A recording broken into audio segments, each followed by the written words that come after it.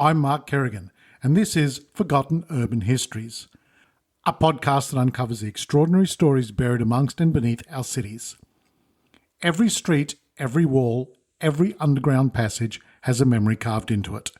Tales of ambition, faith, invention, and obsession that time tried to erase.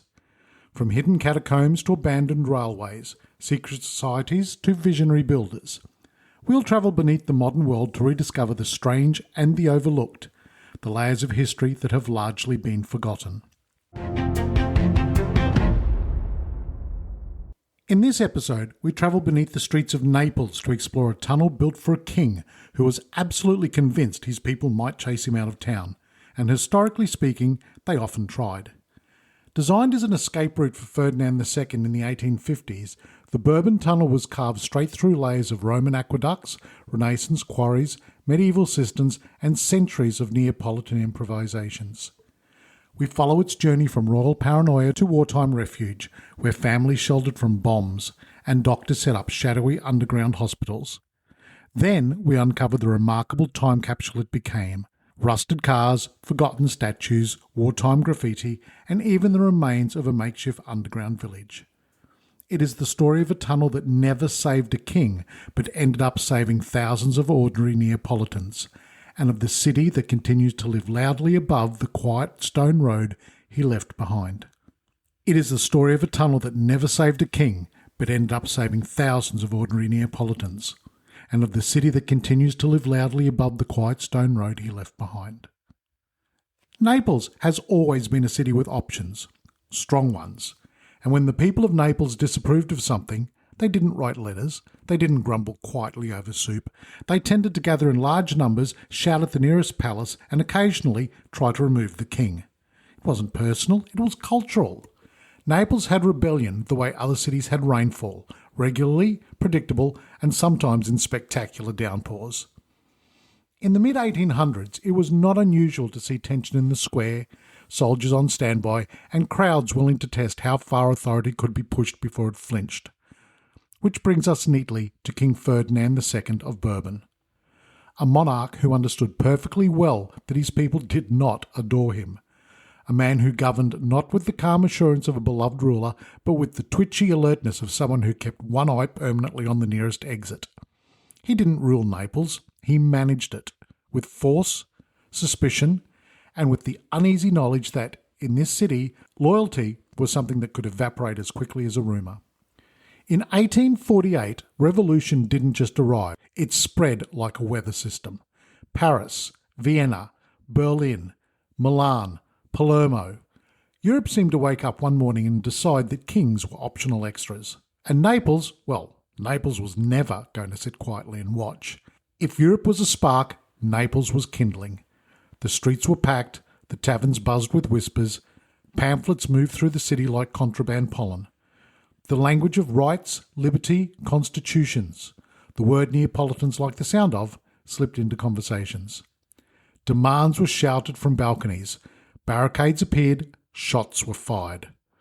The air seemed charged, like the city itself was holding its breath, waiting for the moment to exhale revolution.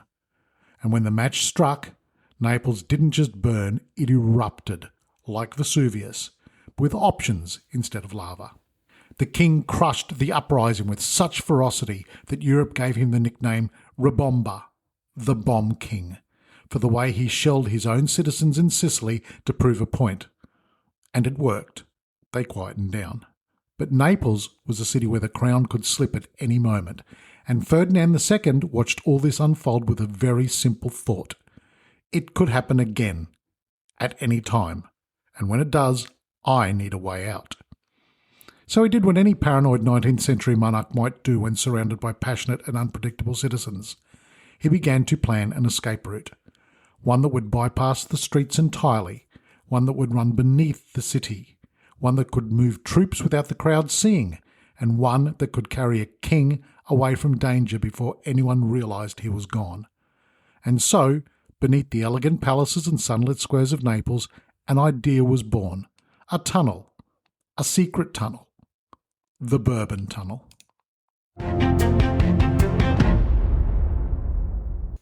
To understand the Bourbon Tunnel, you had to understand the man who wanted it.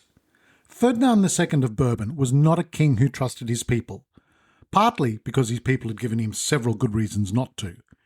He came to the throne in 1830, young, intelligent, stubborn, and raised in a political climate where monarchs were being toppled like loose chimney bricks. France had just overthrown Charles X. Belgium had revolted against the Dutch. Poland was rising against Russia. The world was not trending in favour of hereditary rule. And Ferdinand took this personally. He governed Naples like a man walking on a frozen lake, carefully, suspiciously, and with a sense that the next crack could be fatal. He was also, and this is recorded repeatedly, extraordinarily frugal. He counted coins. He hated debt. He believed in a monarchy that could defend itself without owing anything to anybody. He was Catholic, conservative, and absolutely convinced that reform was simply the first step towards chaos. He liked things stable, quiet, and predictable. And Naples was none of those things. Naples was loud, boisterous, theatrical, and political. Ferdinand discovered quickly the Neapolitans didn't behave like loyal subjects on a tapestry. They behaved like citizens with tempers, ideas, and sharp tongues. And in 1848, when half the continent decided to rise up at once, he saw firsthand how fragile his position really was. He granted a constitution under enormous public pressure. Then, when the crowds demanded more, he regretted it. In Sicily, when the island revolted against Bourbon rule, he sent ships to bombard it until it surrendered. It earned him that famous nickname, La Bomba. It was not meant as a compliment, but it reveals how he thought.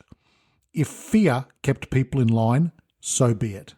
He ran the kingdom of the two Sicilies as if it might explode at any moment, because history told him it probably would.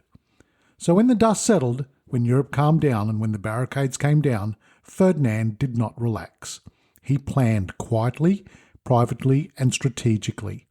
He believed that the next revolt was inevitable and that the palace could one day become a trap. And he also believed that the streets of Naples, narrow, winding, and unpredictable, could choke off his escape. So he wanted an alternative. Not a metaphorical escape, a literal one. A route through the bedrock itself, a tunnel beneath the city. One that would allow him to move soldiers invisibly, and one that would allow him personally to disappear from the palace to the barracks without setting foot above ground. This wasn't paranoia without foundation. He had watched monarchs fall elsewhere in Europe and be dragged through streets by the same crowd that had once cheered them. He had seen his own city become a battleground. So when he ordered that the new passage be carved beneath Naples in 1853, the logic was straightforward. If his subjects ever turned on him again, he would not be caught in the open. He would slip beneath their feet into the rock and into a tunnel no one knew existed. And he would escape to safety before the first barricades were ever built. So Ferdinand II didn't want a tunnel in poetic terms, he wanted one in an engineering sense. He wanted stone removed, chambers reinforced, and a passage so direct and hidden that he could move hundreds of men beneath Naples without anyone noticing so much as a boot step on cobblestones. So in 1853, he turned to the city's most trusted architect and engineer, Enrico Alvino, and gave him a simple but daunting instruction: dig me a secret road beneath my capital. Now, Naples has never been built on land so much as within it. The city sits on tuff, a porous volcanic stone laid down by the ancient eruptions from Vesuvius and the Campi Flegrei fields. It is light enough to cut with hand tools, strong enough to hold up palaces, and crucially, it is everywhere. For centuries, the Neapolitans had been taking stone from below to build the world above. When a new church arose, another hollow opened underfoot. The result was a city standing on a labyrinth, a kind of geological sponge shot through with galleries, cisterns, and forgotten cavities. Alvino knew this, of course. Everyone in Naples did. But what he and his workmen discovered when they began their secret project was that the underground wasn't just full of empty spaces. It was full of history. The first weeks of digging was smooth. The picks bit easily into the yellow gold tuff. The baskets of rubble rose steadily to the surface. Then, one afternoon, the echo changed. The wall ahead suddenly rang hollow. Moments later, a section of rock gave way, and the workers found themselves staring into an ancient chamber. The air was cool and damp, the walls plastered smooth with hydraulic mortar. They had just broken into the Roman aqueduct of Bolla, a conduit that had once carried water from the Vola plains into the heart of the imperial city.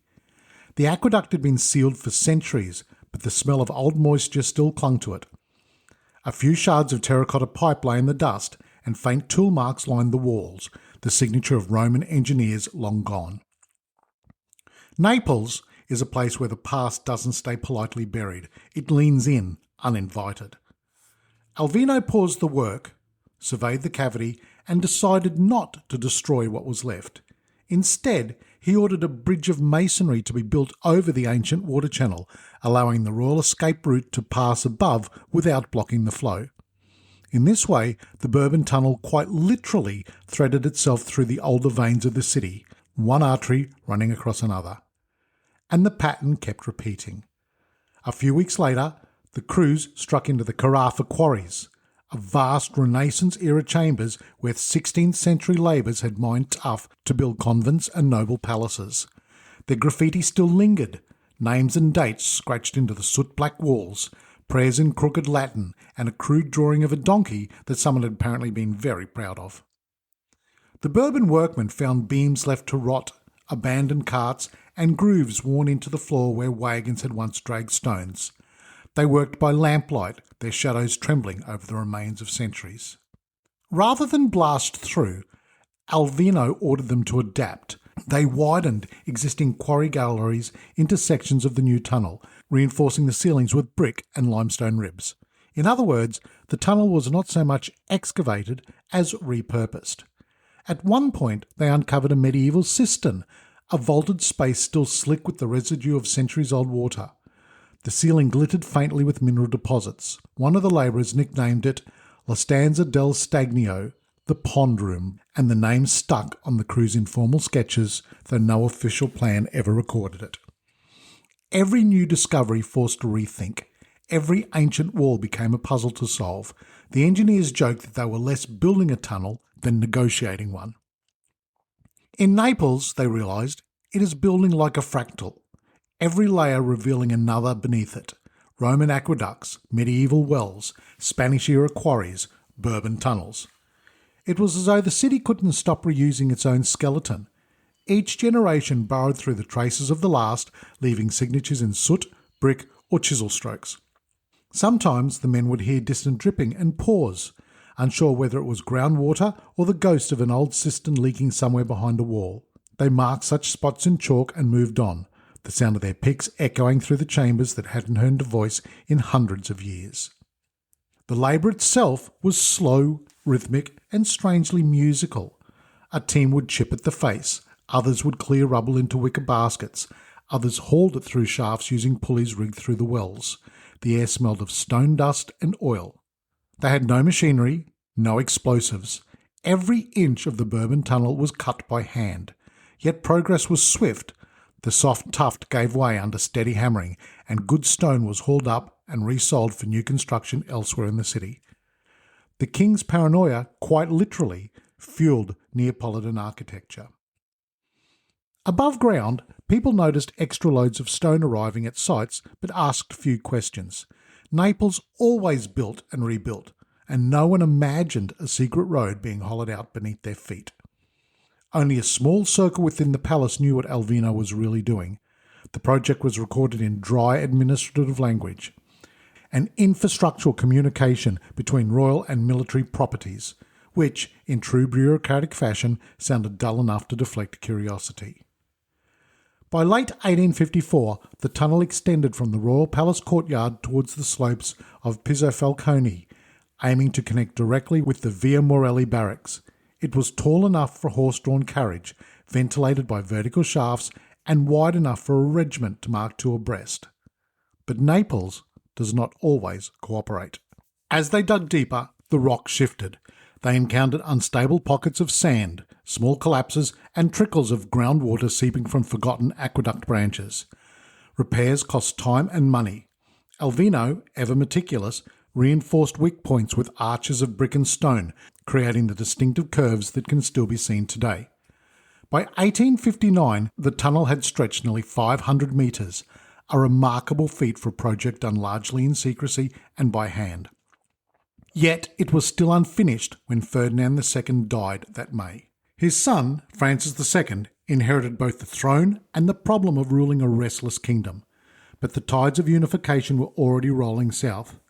Garibaldi's red-shirted volunteers were marching through Sicily. Revolution was no longer hypothetical. Within a year, the Bourbon dynasty collapsed and the last king fled.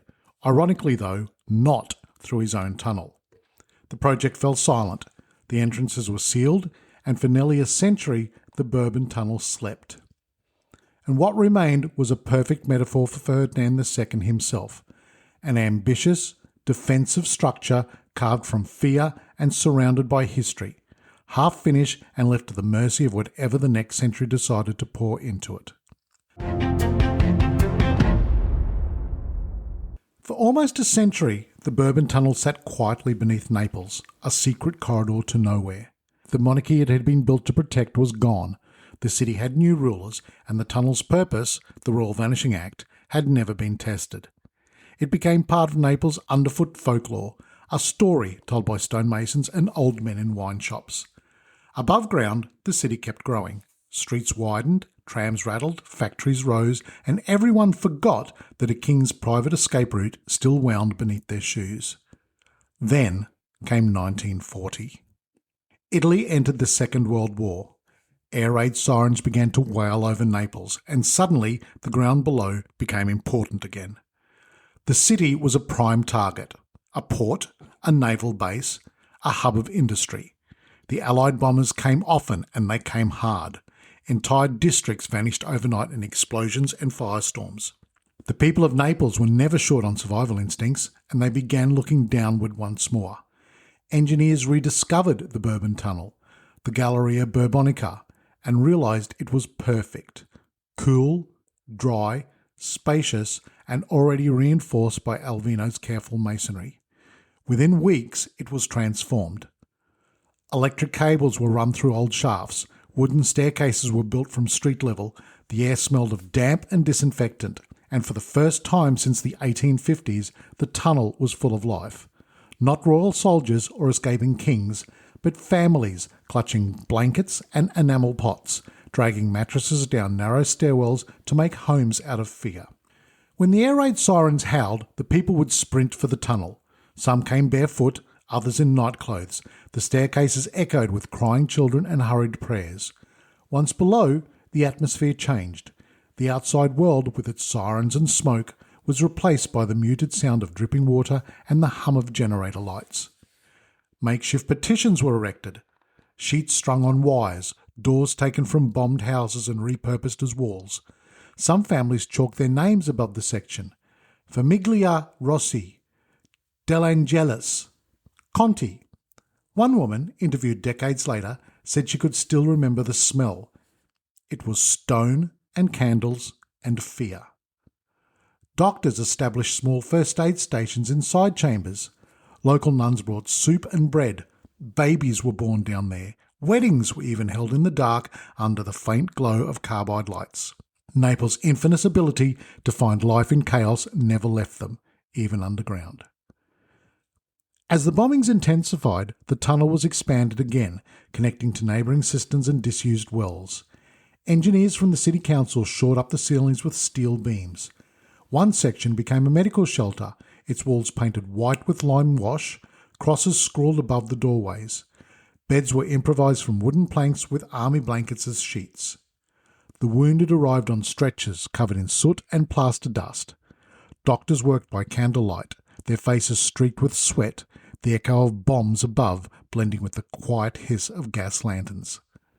A few surviving ledgers recall what was left behind: tin basins, morphine vials and broken syringes, all still found by modern explorers decades later, their labels faded but legible. And amidst the hospital rooms, other parts of the tunnel took on entirely different lives.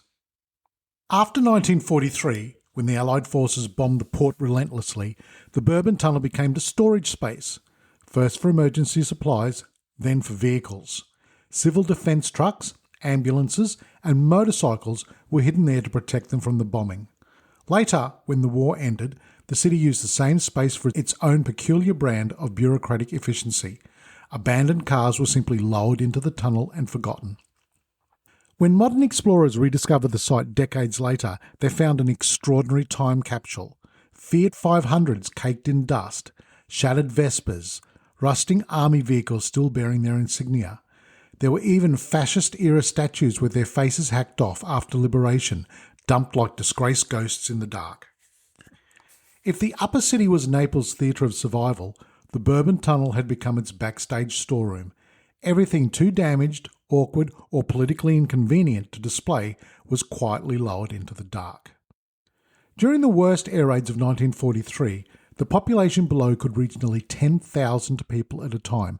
Entire streets seemed to vanish underground. One boy, interviewed in the 1970s, remembered his father carried him down the stairs every night. I would fall asleep on my mother's lap to the sound of people whispering prayers. Then the floor would shake, dust fell from the ceiling, and we would wait until the quiet came back. It wasn't just fear that lived in those chambers, it was community. People shared food, swapped cigarettes, told joke. Someone painted a crude sun on the wall, a yellow circle with 8 rays, a reminder of the light they could not see. And when the bombings finally ended, Naples emerged, battered but alive. The city had resisted occupation, and the Neapolitans had proven once again they were ungovernable in the most admirable sense of the word. But down below, the tunnel changed purpose once more. After the war, the tunnel's entrances were sealed again, not for secrecy, just because no one quite knew what to do with it. The Bourbon kings were a memory, the military no longer needed hidden passages. The city, busy rebuilding, began using the tunnel as a dumping ground. Anything too awkward to store, old vehicles, broken pipes, damaged statues, was quietly lowered through maintenance shafts. By the 1950s, the floor was littered with relics of mid-century life, scooters, bottles, suitcases, and even a full-size horse cart still half-loaded with bricks. And one of the more peculiar discoveries came years later. A stack of marble busts of Mussolini buried face down. Someone had clearly decided they'd seen enough of him. The tunnel had gone from royal escape route to wartime shelter to bureaucratic landfill, all in less than a century. And yet, in its own strange way, it had finally found the purpose Ferdinand II had wanted for it: survival. He had built it out of fear that his people might one day turn against him. In the end, it protected the same people that he feared. History, as Naples proved, has a sense of humour. By the 1970s, the tunnel was little more than a rumour again. The staircases collapsed, the entrances were forgotten, and the maps that showed its existence gathered dust in municipal drawers. A few sewer workers knew it was down there, a few historians remembered its name, but for most Neapolitans it simply disappeared into legend. That is, until a group of engineers in the early 2000s opened a forgotten inspection hatch near Via Morelli and found themselves staring into a vast space filled with cars, statues and rusted beds. The air was still, the dust thick, and it looked as if the last family had only left yesterday. A tunnel built for a king, turned shelter for the poor, turned tomb for the city's discarded machinery. Naples had rediscovered its underground again, and as always, found it to be full of stories. At first, nobody quite believed the scale of it. The engineers expected a short passage, a maintenance corridor perhaps, but as they cleared the rubble and traced the route, the tunnel kept going. Straight, then bending, then dropping into enormous vaults filled with debris. Cars sat nose down in the dust, their chrome eaten away by time. A Vespa lay on its side, tyres melted into the floor. Old fascist statues, their faces deliberately chipped away, stared sightlessly from the shadows. In one section, they found the remains of a bed frame and a child's shoe, wartime relics untouched since the 1940s. It was as if the city had paused mid-gesture, then simply forgotten to finish the movement. When archaeologists and volunteers began cataloguing the space, they realised how astonishingly intact it was. The Bourbon brick vaults had held firm. Alvino's reinforcements had done their job. The air was musty but breathable. Graffiti from every era, from the 16th century quarry marks to wartime slogans, still clung to the walls. Someone found a slogan in fading pencil: "We will all return to the light." And they had. The operation to clear the tunnel took years. Volunteers hauled out tons of debris by hand, bucket by bucket, much as the original workers had done in the 1850s. Every layer revealed another story: broken ceramic bottles, ration tins, medical charts, newspapers announcing Allied advances, even fragments of a child's schoolbook with arithmetic problems half finished. Each item was tagged and stored. Naples, a city that lives by improvisation, suddenly discovered it had a gift for archaeology. One of the engineers, Gianluca Minin, became obsessed with the project.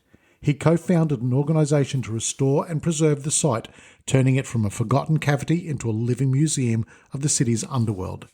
He described walking through it for the first time. It felt like stepping inside a photograph that had never developed. They called the new cultural site Galleria Borbonica, reviving its original name and this time meaning it proudly rather than secretly. When the first public tours opened in 2010, visitors descended down the same narrow staircases that wartime families had used. They were greeted by the smell of stone dust and the steady drip of ancient groundwater. Electric lighting had been added, but sparingly. The organisers understood that the tunnel's power lay in its half-darkness. The guided route wound past rusted cars, over bridges spanning old aqueduct sections, and through chambers now eerily beautiful, arches glowing gold under spotlights, the walls breathing faintly in the cool air. Visitors could see the centuries stacked like geological layers, the Roman stone below, the Renaissance quarry marks at shoulder height, and the Bourbon brick ribs overhead. Every step was a cross-section of time. One journalist called it a museum of fear, ingenuity, and dust. But of course, in Naples, nothing underground stays purely official for long. Long before the tours open, the tunnel had drawn the attention of urban explorers. Modern cataphiles crept through old sewers and maintenance shafts with torches and cameras, determined to map every lost corner of the city. They moved quietly, half historians, half thrill seekers. Some went to photograph the rusting vehicles, others to listen to the silence.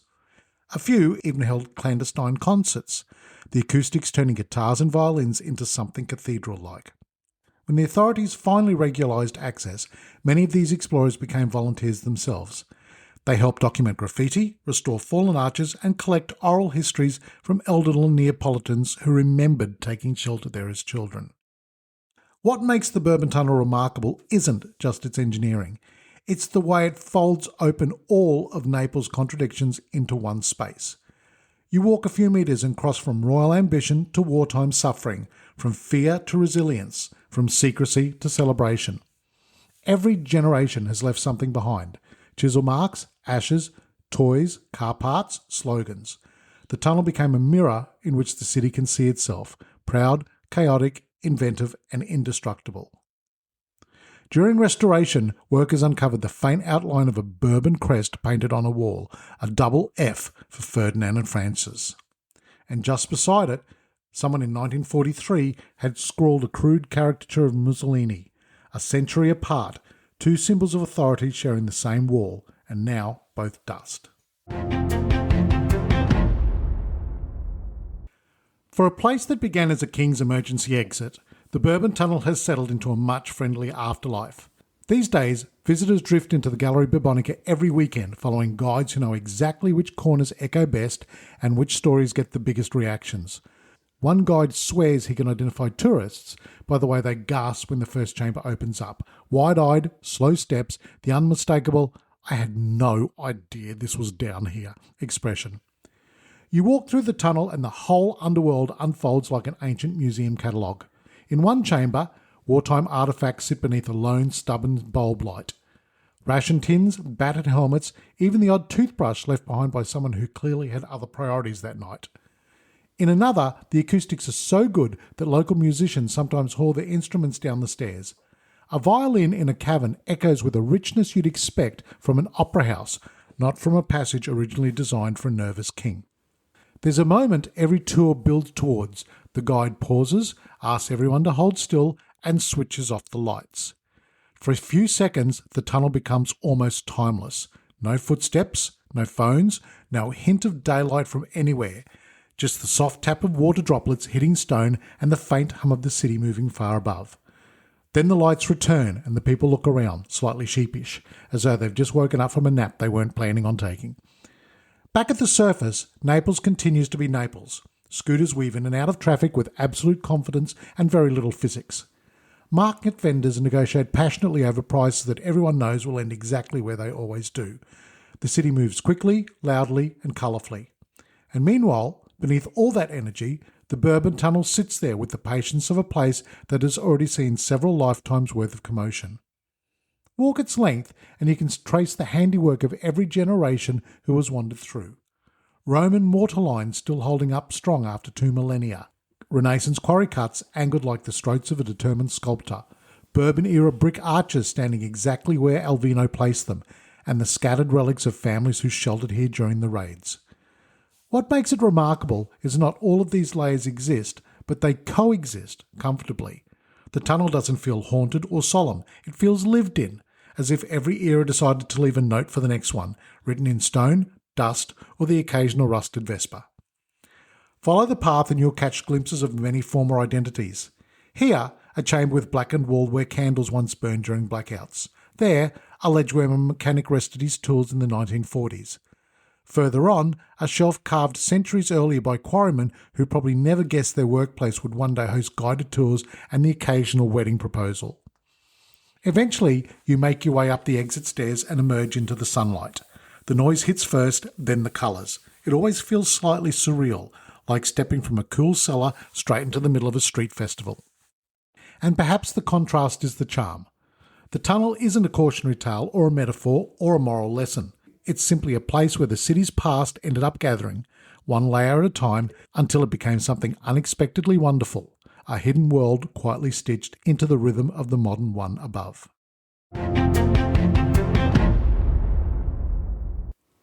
Next time, on Forgotten Urban Histories, we'll leave Naples behind and make our way to London, a city that likes to present itself as calm, organised and reassuringly predictable. But that's only if you stay on the surface. Under the pavement, London stores its most peculiar treasures. Ghost tube stations closed so long that the posters inside have become archaeological artefacts. Wartime bunkers where maps, cigarette butts and clipped British determination once kept this city going. And plague pits where centuries-old history still rests quietly beneath neighbouring parks that now host dog walkers and children learning to ride bicycles. We'll wander into sealed tunnels, forgotten platforms and the Churchill war rooms themselves, listening for the echoes of determination that shaped a nation while trains thundered above. It's a journey through London that most people never realise they're walking directly over. I'm Mark Kerrigan. Join me next time as we explore London's hidden tube tunnels, ghost stations, war rooms and plague pits on Forgotten Urban Histories.